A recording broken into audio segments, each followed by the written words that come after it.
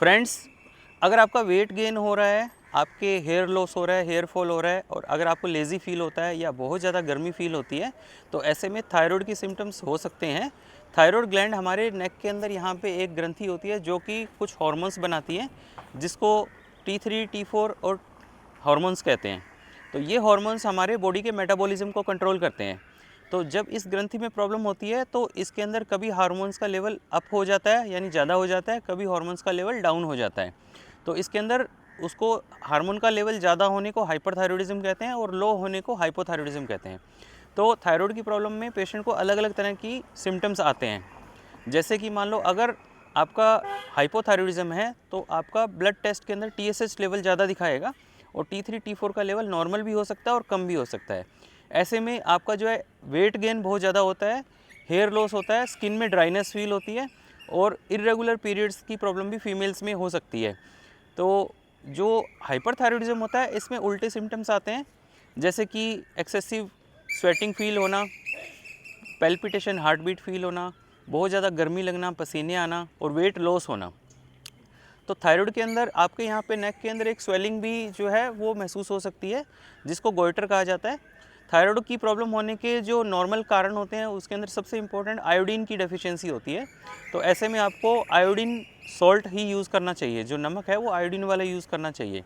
और इसके अंदर हम खाने के लिए जनरली जो कैबेज यानी पत्ता गोभी होती है उसको अवॉइड करने को कहते हैं, क्योंकि उसके अंदर कुछ गोइट्रोजेंस यानी ऐसी चीज़ें होती है जो कि थायराइड की प्रॉब्लम को बढ़ा सकती है। तो जो थायराइड की अगर किसी को ऐसे सिम्टम्स आ रहे हैं कि वेट लॉस हो रहा है ज़्यादा या वेट गेन हो रहा है बहुत ज़्यादा, पसीने आ रहे हैं, ठंड लग रही है, इरेगुलर पीरियड्स हो रहे हैं, तो इसके अंदर आपको T3, T4 और TSH का लेवल करवाना होता है। तो अगर मान लो TSH का लेवल लिमिट से बाहर जा रहा है तो ये हाइपोथायरॉयडिज्म की प्रॉब्लम हो सकती है। इसमें डॉक्टर आपको सिंपल लिवोथायरोक्सिन या थायरोक्सिन की टैबलेट जो है वो देते हैं।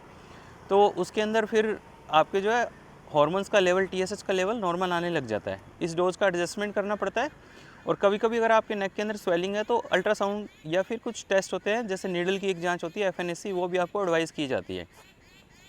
थायराइड की प्रॉब्लम के अंदर पेशेंट को कभी कभी घबराहट होने जैसी प्रॉब्लम भी हो सकती है। अगर प्रेगनेंसी के अंदर TSH का लेवल बढ़ता है तो जनरली ये हमारा कोशिश रहता है कि पहले 3 महीने के अंदर आपका TSH का लेवल 2.5 से नीचे रहे और नेक्स्ट 6 मंथ के अंदर आपका लेवल जो है वो 3 से नीचे रहे। तो अगर थायराइड का हार्मोन का लेवल अगर मेडिसिन के बाद भी अगर नीचे नहीं आ रहा है तो इसमें कई बार कुछ स्पेशल टेस्ट जैसे कि MRI ब्रेन या फिर नेक की कुछ स्टडीज़ करवानी पड़ जाती है। अगर नेक के अंदर आपकी गांठ है और वो अगर बहुत ज़्यादा बड़ी हो रही है तो कई बार इसके अंदर सर्जरी आपको करवानी पड़ जाती है। थायराइड की सर्जरी के अंदर कुछ सिंपल प्रिकॉशंस, कुछ रिस्क होते हैं जो पेशेंट को बताए जाते हैं, जैसे कि एक तो नेक के ऊपर स्कार आना, वॉइस के अंदर चेंज होना और कभी कभी जो है वो प्रॉब्लम दोबारा होने का और ब्लीडिंग होने का डर भी रहता है। तो आपको अगर गांठ बन रही है, डॉक्टर ने अगर एडवाइस किया है कि सर्जरी करवाओ, तो उसके अंदर आपको घबराना नहीं होता। वो सर्जरी करवा के आपको उसको गांठ को निकलवाना होता है ताकि हम उसकी बायोप्सी की जांच में उसका टिश्यू डायग्नोसिस कर सकें कि उसके अंदर क्या डायग्नोसिस है।